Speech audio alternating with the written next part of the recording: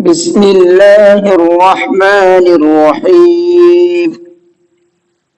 جی الحمدللہ ہماری دو تختی کمپلیٹ ہو گئی ہیں، مکمل ہو گئی ہیں۔ امید ہے کہ آپ کو جو اس میں سمجھایا گیا تھا وہ آپ کو سمجھ میں آ گیا ہوگا، اور اگر نہیں آیا ہے تو گزارش ہے آپ سے ان ویڈیو کو پھر سے دیکھیں، انشاءاللہ ضرور سمجھ میں آئے گا آپ کو۔ چلیے آج کی جو تختی ہے وہ تختی نمبر 3 ہے۔ تختی نمبر 3 حرکات۔ یہ حرکات حرکت کی جمع ہے، حرکت اس کا سنگولر ہے اور یہ حرکات اس کا پلورل ہے۔ جی حرکات کس کو کہتے ہیں اب یہ سمجھ لیتے ہیں۔ زبر زیر پیش، یہ بن بھی رہے ہیں، یہ زبر ہے، یہ زیر ہے، یہ پیش ہے۔ زبر زیر پیش کو حرکات کہتے ہیں۔ زبر زیر پیش کو جلدی پڑھیں، تھوڑا بھی نہ کھینچے۔ الف ہمیشہ خالی ہوتا ہے، جو الف خالی نہ ہو وہ حمزہ ہے۔ زبر کی آواز اوپر کو اٹھتی ہے۔ جی اس کے اندر 3-4 چیزیں بتائی گئی ہیں۔ پہلی چیز حرکات کس کو کہتے ہیں، تو میں اپنی زبان میں آپ کو بہت آسان کر کے بتا دوں، زبر زیر پیش کو حرکات کہتے ہیں۔ اب ان کو پڑھنا کیسے ہے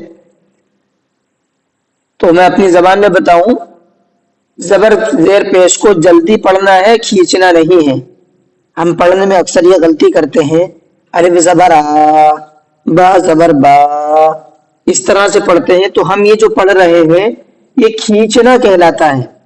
تو اس طریقے سے نہیں پڑھنا ہے، کھینچ کر کے نہیں پڑھنا، بلکہ جلدی پڑھنا ہے ان کو۔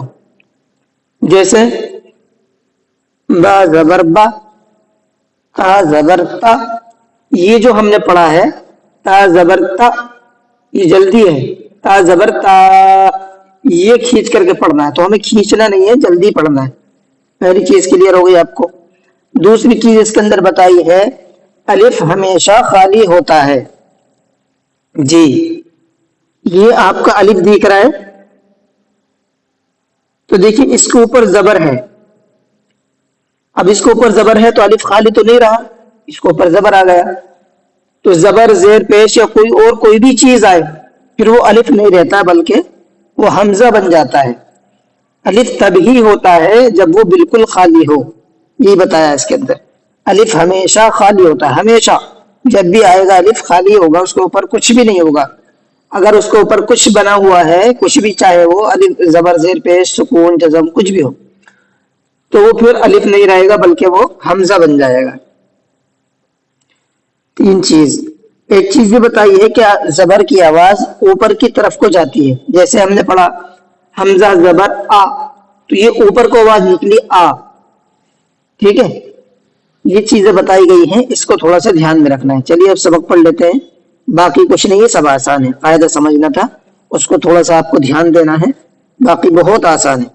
حمزہ زبر آ، با زبر با، تا زبر تا، فا زبر فا، جیم زبر جا، حا زبر حا، خو زبر خو، دال زبر دا، زال زبر ذا، را زبر را، زا زبر زا، سین زبر سا، شین زبر شا، صاد زبر صا، ضاد زبر ضا، طا زبر طا، ظا زبر ظا، عین زبر ع، غین زبر غا، فا زبر فا، قاف زبر قا، کاف زبر کا، لام زبر لا، میم زبر ما، نون زبر نا، واو زبر وا، ہا زبر ہا، حمزہ زبر آ، یا زبر یا زبر یا۔ دیکھیے میں نے الف سے یا تک آپ کو پڑھ کے سنا دیا ہے، اور میں نے کہیں بھی کھینچ کر کے نہیں پڑھا ہے، سب کو جلدی پڑھا ہے. تو آپ کو بھی ایسے ہی پڑھنا ہے اور اس کی تھوڑا سا مشق کرنی ہے، پریکٹس کرنی ہے، تاکہ آپ کو یہیں پر ساری چیزیں کلیئر ہو جائیں، آگے چل کر کے آپ کو پریشانی نہ آئے، دقت نہ آئے. کیونکہ یہ ابھی ہماری بیسک چیزیں ہیں. اگر ہمارا بیسک کمزور ہو گیا تو آگے چل کر کے پھر ہمیں پریشانی ہوگی. یہ بیسک چیزیں ہماری اگر اچھی ہو گئی، مضبوط ہو گئی، تو انشاءاللہ آگے چل کر کے ہمیں کوئی پریشانی نہیں آئے گی، بہت آسانی سے ہم پڑھ سکتے ہیں، سیکھ سکتے ہیں.